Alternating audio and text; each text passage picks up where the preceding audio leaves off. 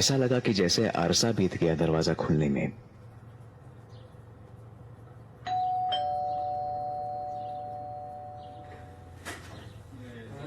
और फिर रूहानी और सुशांत के माता पिता ने एक दूसरे को गले लगाकर स्वागत किया। रूहानी को इस तरह की पार्टियां बिल्कुल पसंद नहीं थी, क्योंकि एक तो वहां सभी लोग उसे बहुत बनावटी लगते थे, दूसरा क्योंकि बड़े लोग सारी रात वहां पीने में गुजार देते थे, तीसरा इसलिए कि अमीर घरों के बच्चे वहां उसे डराते धमकाते और उसका मजाक उड़ाते थे। पिछली ऐसी सभी पार्टियों में इन बच्चों ने हमेशा रूहानी को निशाना बनाकर उसको खूब चिढ़ाया था। वो एक शर्मीले स्वभाव की लड़की थी जो जल्दी लोगों से घुलती मिलती नहीं थी। उसके घर वाले अपने दोस्तों की तरह अमीर नहीं थे और ये बच्चे हमेशा रूहानी को इस बात का एहसास कराना नहीं भूलते थे।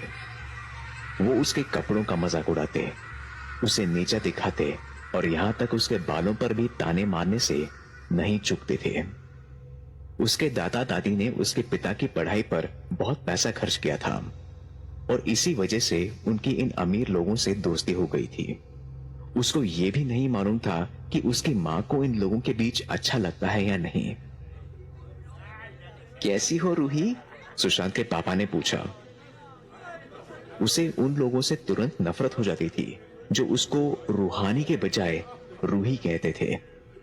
इस निकनेम से उसे सिर्फ उसके माता पिता ही बुला सकते थे। उसको पूरे नाम से बुलाना क्या इतना कठिन था?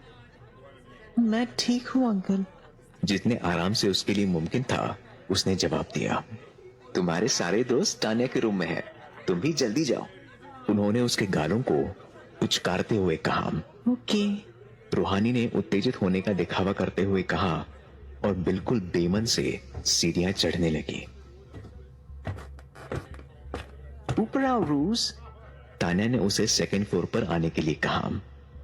रूज, आज क्या हो गया इनको?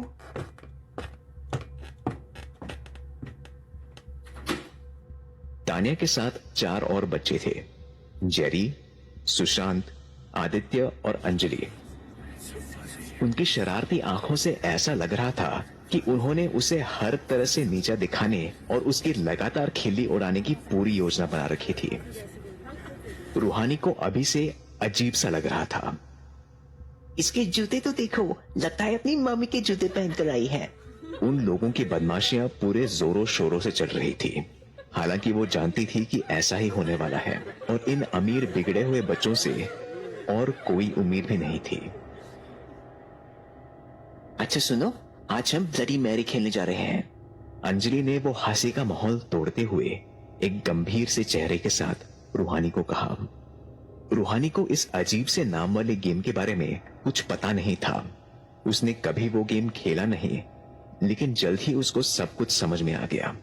बाकी बच्चों ने उसे कैंडल दी और तान्या उसे गेम के रूल समझाने लगी। गेम बहुत ही सिंपल है। तुम बाथरूम के अंदर जाओगी और हम मेन सोर्स का पावर ऑफ कर देंगे।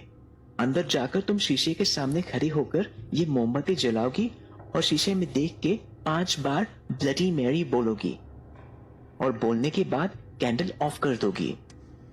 बस इतना ही करना है। इस पूरे गेम के दौरान बाथरूम का दरवाजा बंद रहेगा, पर मैं तुम्हें कीहोल से देखती रहूंगी, तो चीटिंग मत करना। मेरे ऐसा करने के बाद क्या होगा? ऐसा कहते हैं कि जब आप मोमबत्ती बुझाने के बाद लाइट ऑन करते हो तो शीशे में ब्लडी मैरी का भूत दिखाई देता है।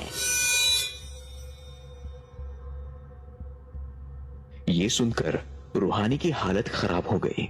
ये मुझे नहीं करना, प्लीज। तो तान्या बोली, तुम्हें ये करना होगा, वरना हमें विश्वास हो जाएगा कि बेकार और फटे हाल लड़की होने के साथ साथ तुम डरपोक भी हो।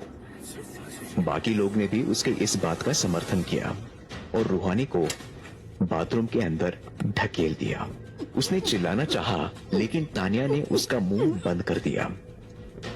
उसे अंदर ढकेलने के बाद उन्होंने माचिस और मोमबत्ती बाथरूम में फेंक दी और दरवाजा बाहर से बंद कर दिया। अंदर एकदम घुप अंधेरा था। उसने बाथरूम का दरवाजा कई बार पीटा और बाहर आने की गुहार लगाई। अगले पूरे 10 मिनट तक वो कोशिश करती रही, पर उन लोगों ने दरवाजा नहीं खोला।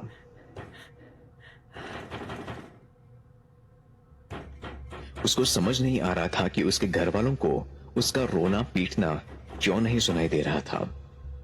हो सकता है कि बच्चों ने बाथरूम के साथ कमरे का भी दरवाजा बंद कर दिया हो, या शायद हमेशा की तरह उसके घर वालों ने पीना शुरू कर दिया हो। जब उसने हार मान ली और दरवाजा पीटना बंद कर दिया, तब तानिया ने बाहर से आवाज दी, अगर तुम ये करोगी तो ही हम दरवाजा खोल देंगे। और बाकी बच्चों ने भी मजाक उड़ाते हुए इस बात को दोहराया। कोई और चारा ना देखते हुए उसने फर्श पर से मोमबत्ती और माचिस उठाई। आंसू पोंछते हुए उसने मोमबत्ती जलाई और आईने के सामने खड़ी हो गई। वो बाहर के बच्चों को हंसते हुए सुन सकती थी। उनमें से एक बच्चा शायद उसे बाथरूम के कीहोल से भी देख रहा था।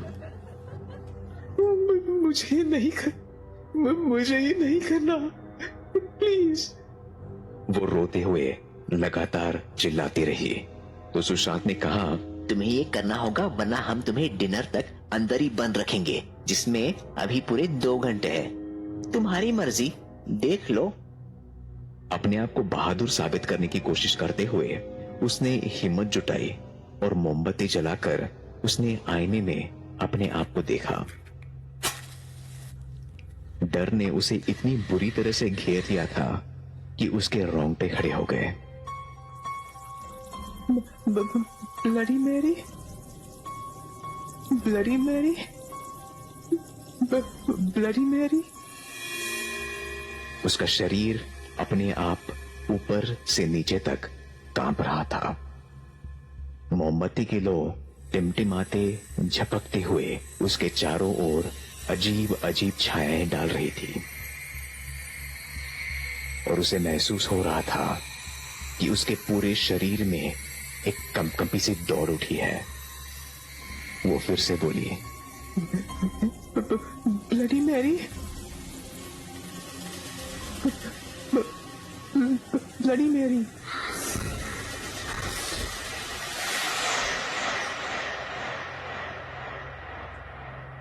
उसने मोमबत्ती बुझाई और उसका मन अंधेरे में कई डरावने विचारों के साथ फिर से भर गया।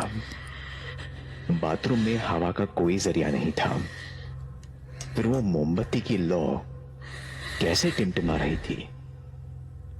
सब कुछ एकदम शांत हो गया। बाल्टी में पानी टपकने की आवाज से उसके अंदर सिहरन पैदा हो गई। उसे अपनी गर्दन पर हवा का हल्का झटका महसूस हुआ और वो एकदम सुन्न हो गई। वो ना तो हिल पा रही थी और ना ही एक भी शब्द बोल पा रही थी। उसका गला सूख चुका था। डर के मारे उसकी हालत खराब हो गई थी। बाथरूम में कम जगह होने की वजह से उसका दम घुट रहा था।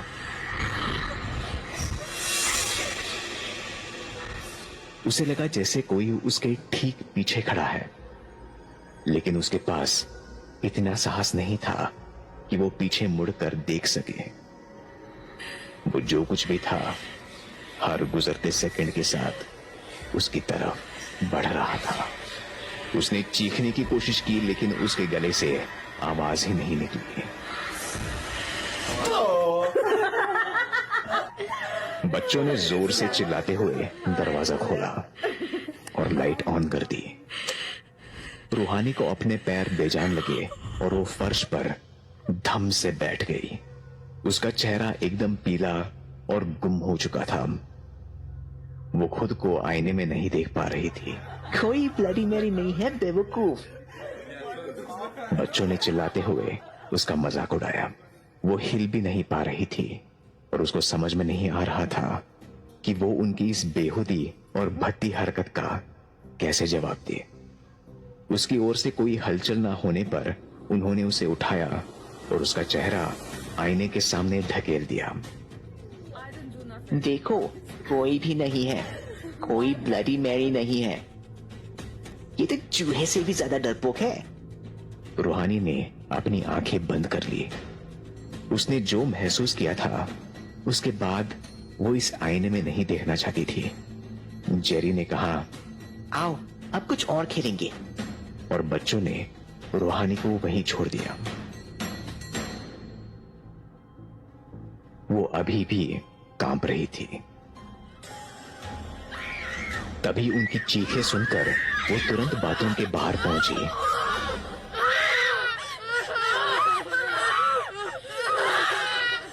और देखा कि कोई उन बच्चों को छत तक खींचता हुआ ले जा रहा है।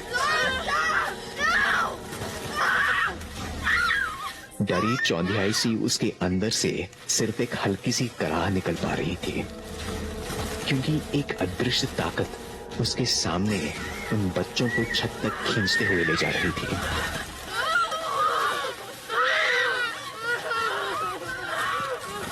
ऐसा लग रहा था जैसे उनके शरीर से दिलों को निकालने की कोई कोशिश कर रहा है।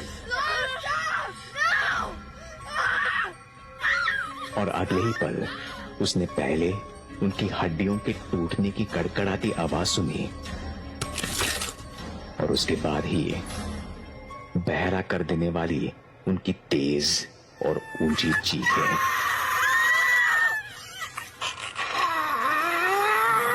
धीरे धीरे वो दीवारों में धंसते चले गए और उनके शरीर से खून टपकने लगा। इस नजारे से घबराकर वो बाथरूम में वापस आई और आईने में देखा, उसे अपनी ही परछाई दिखी। कोई भूत नहीं था और सब कुछ नॉर्मल लग रहा था। वो आईने के करीब चली गई और तब उसने जो देखा उसे देखकर वो डर से स्तब्ध खड़ी रह गई। रूहानी की परछाई मुस्कुराई, पर रूहानी नहीं।